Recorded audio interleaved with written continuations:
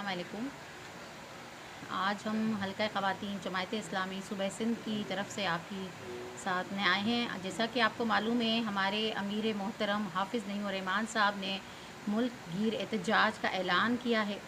اس سلسلے میں ہم آپ کے سامنے آج آئے ہیں۔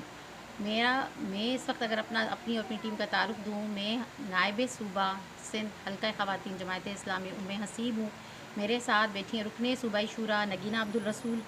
اور میری بائیں جانب بیٹھی ہیں نائب ضلع شگفتہ آفتاب۔ اس کے ساتھ ہمارے ساتھ نائب ضلع موجود ہیں، ساتھ میں ہماری کامل مسرت بہن، اور اس کے ساتھ کامل بہن نائب شہر ہیں، اور ناظمہ شہر موجود ہیں سعدیہ یاسین۔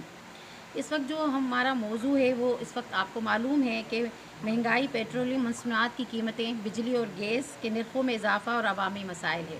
اس سلسلے میں امیر محترم کی ہدایت کے مطابق 5 اگست 2026 پاکستان جو اس وقت شدید مالی اور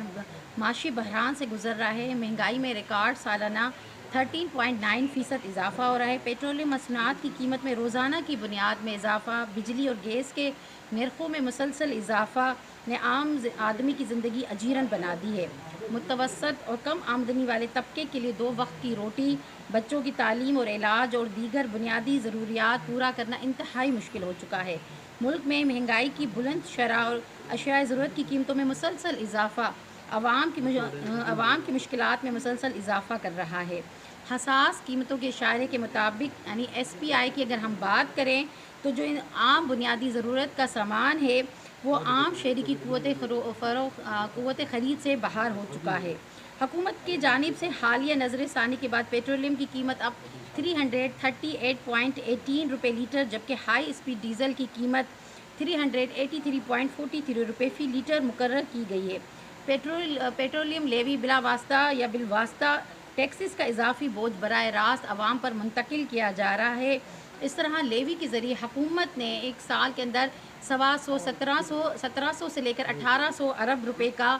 بھتہ عوام سے وصول کیا ہے۔ ایران امریکہ کی جنگ کی جو صورتحال ہے وہ پوری دنیا میں اس کے اثرات مرتب ہوئے ہیں، لیکن اس کا بوجھ جو اگر کسی حکومت نے اپنی عوام پر منتقل کیا ہے تو وہ صرف پاکستانی عوام ہے جس کے اوپر یہ بوجھ ڈالا گیا ہے۔ اس کے علاوہ حکومت کی جانب سے پیٹرولیم قیمت میں اضافے کے ساتھ ساتھ ٹرانسپورٹ کے کرائے،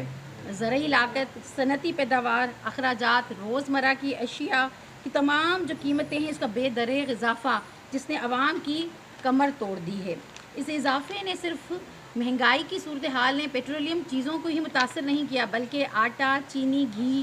دالوں، دودھ، سبزی، پھل اور دیگر ضروری اشیاء خوردنوش کی قیمتیں بھی عوام کی پہنچ سے دور کر دی ہیں۔ اس صورتحال میں اگر سب سے زیادہ جو طبقہ متاثر ہوا ہے وہ خواتین، بچے، بزرگ، مرد ہے، اور پینشنز اور کم آمدنی والے وہ خاندان جن کی اتنی زیادہ تنخواہ موجود نہیں ہے اس وقت میں، اس صورتحال میں گھریلو بجٹ اس طرح سے متاثر ہو چکا ہے کہ لاکھوں خاندان بنیادی ضرورت بھی پوری کرنے سے قاصر ہے۔ اور ساری صورتحال میں اگر ہم دیکھیں جو خواتین جس کی صحت ویسے بھی اقوام متحدہ رپورٹ کے مطابق پاکستان میں بہت پیچھے ہے، وہ اس سے بھی زیادہ خطرناک صورتحال اختیار کر چکی ہے۔ اور اس پہ ظلم تو یہ ہے کہ حکومتی تضاد، بحثی اور ظالمانہ رویہ یہ ہے کہ وزراؤں کی تنخواہ اور مراعات میں روز بروز اضافہ ہوتا چلا جا رہا ہے۔ ایسے حالات میں جماعت اسلامی یہ پورا حق رکھتی ہے کہ ملک گیر احتجاج کی کال دے دی جائے۔ حلقہ خواتین ضلع جیک آباد کی جانب سے امیر جماعت اسلامی پاکستان حافظ نعیم الرحمان کے اعلان جو کہ 7 اگست کو پورے پاکستان کی شاہراہیں بند کرنے کا اعلان کی ہم مکمل حمایت کرتی ہیں، اور ہم عوام سے اپیل کرتے ہیں کہ پاکستان کا ہر بوڑھا، بچہ اور عورت اس دن حافظ نعیم الرحمان صاحب کی اپیل پر لبیک کہیں۔ حلقہ خواتین جماعت اسلامی